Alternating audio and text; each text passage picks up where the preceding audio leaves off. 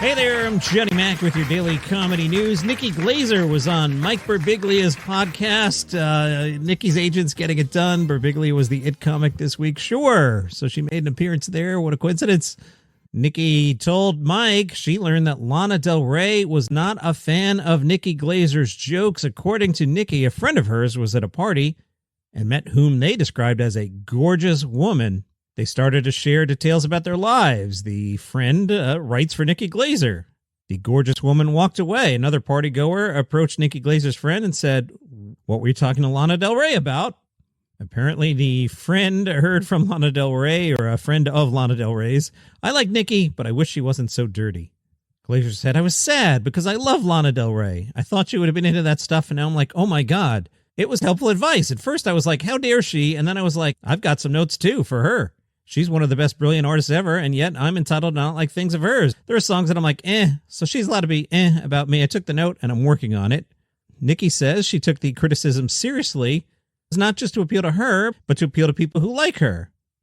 People that I could be sharing my message with, but are turned off because I hear she's too dirty, and I just don't want to hear that. Some people are deeply uncomfortable by it.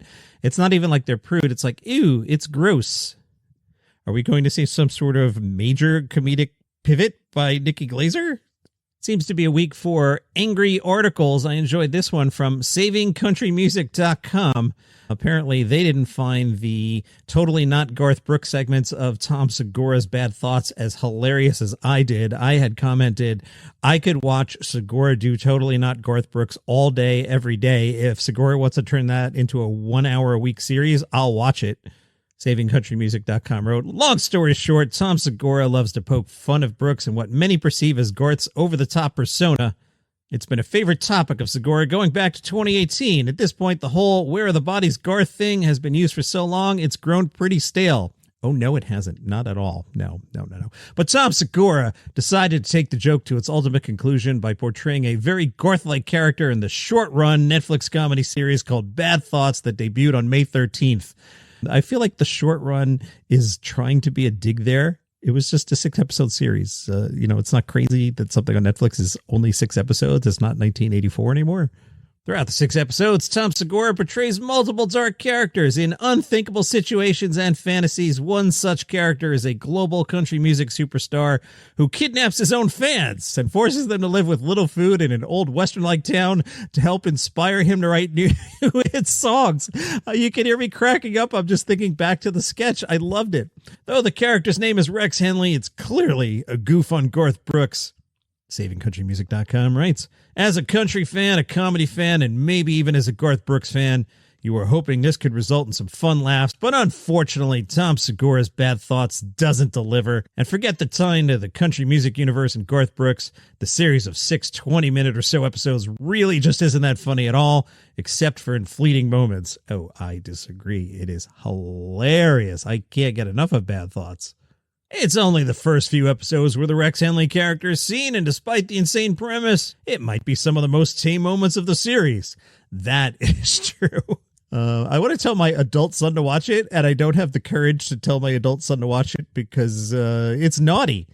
Perhaps if you're a Tom Segura fan and get his comedy, it helps.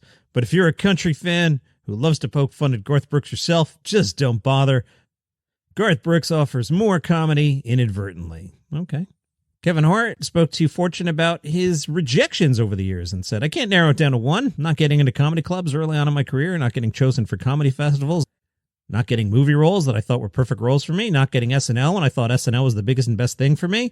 There are so many things that if they would have happened, my career wouldn't have shaped up into what it was today. You later discover those moments were some of the best for you that made you work harder. Kevin Hart's mindset is rejection can be an asset. Without it, you don't have anything to learn from or anything to adjust to. If things were easy, it'd be stupid. It's supposed to be hard. You're supposed to understand that the reason for hard work and putting 100% into a craft is because of what you want to get out from it. The Hollywood Reporter had a comedian roundtable. The question at hand, what's an unpopular opinion you hold about comedy? Roy Wood Jr. said, it's hard for me to go, well, I don't like this or that. It's probably because I can't do it. Like, I'm not good at crowd work, so yeah, I hate on it.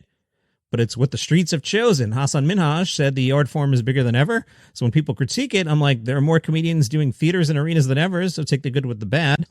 My former coworker Jamie Foxx said, and it's two worlds. There's the 281 comics we think is the whole world, and then there's Joe Coy selling out arenas. Roy Wood Jr. said, it's Shane Gillis. Chelsea Handler said, it's a medium that's been pretty unscathed by cancel culture. You get to say whatever you want, however you want to say it, and it's up to your audience whether they're coming for it. Next question, how good are you all at predicting how your comedy will land? Sarah Silverman said, I'm always surprised with specials. The last two I did, the first night we shot, you're just excited you got it. The second night feels magical because you're not in your head anymore. So you go, we'll just use the whole second night. And then the editor's like, no, I like the first night. Seth Meyer said, same thing happened to me. I think it's the precision of being in your head. The butterflies actually help you focus. Fox, I learned that when I took some enhancements to go on stage. I thought since Richard Pryor did enhancements. Chelsea Handler asked, what are enhancements? Silverman, like cocaine. Fox, some people call it cocaine. Some people call it enhancements. Roy Wood Jr., no one calls it enhancements. Fox's PR instinct kicked in, and I've been in the room with him when I've seen this happen to him, when he's having some fun and then realizes that he's Jamie Foxx and people are going to quote the things he says. Jamie says, I want to go on the record to say I hate cocaine. I just like how it smells, and then laughs. The St. Pete Catalyst asked Howie Mandel, does America indeed have talent? They should have said got talent. No, whatever. Howie said, yes, it does. I'm trying to sell tickets to my show, so if America didn't have talent, why would you buy a ticket to see me? I think there's talent everywhere. It's just that it's not everybody's taste. But yes, America's Got Talent. That's why you should come see me. Although the people who are fans of America's Got Talent shouldn't bring their children to my live show because America doesn't always have editing. My show is very improvisational and in the moment. Anything can happen, and it's not like what I do on AGT. Has Howie seen it all in his 15 years on that show? Every time I think I've seen it all, I realize I ain't seen nothing yet. When people ask me what I look for, I look to be surprised. It's anything and everything and things I haven't even thought of. I like the opportunity in my own mind go, WTF? Like, what are you doing? What is that? How'd you even come up with that? Brett Goldstein spoke to Interview Magazine about the most challenging parts of stand-up and said, a pitying silence is the worst. It feels like dying on stage because you came to connect with people. When it doesn't work, it's like, oh my God, am I even here? Do I exist? What's happening? And what's so weird about stand-up is that it's so objective. If someone were to go, you're not funny and no one's laughing, it's like, yeah, I can't argue. Can't say that last night they laughed loads because right now I'm a ghost that isn't funny. Molly McInerney is the head writer and executive producer of Jimmy Kimmel Live, also his wife. She spoke to Late Nighter about whether or not Jimmy will stick around. She said, I do think we need him. I'd love for him to stay, but I also want him to be able to relax and fly fish and not listen to Trump every day, so I want whatever's best for him. But yeah, I selfishly want him to fight the good fight as long as he can.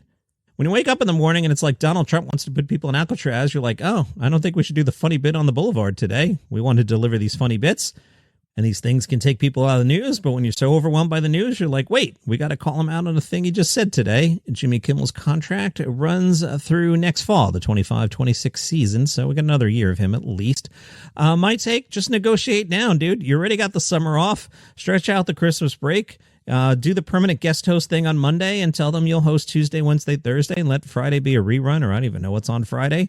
And that's it. Learn from Johnny Carson. Let someone else host Mondays. Stick around. It's a good gig. It pays well. It keeps you in the public eye. I understand we're all getting older. You want to work a little less. Been there, done that, doing it. So yeah, just negotiate. ABC will say yes. And take a pay cut if you have to. It's okay. You got the money. That's your comedy news for today. If you enjoy the program, please tell a friend about it. They might like it too.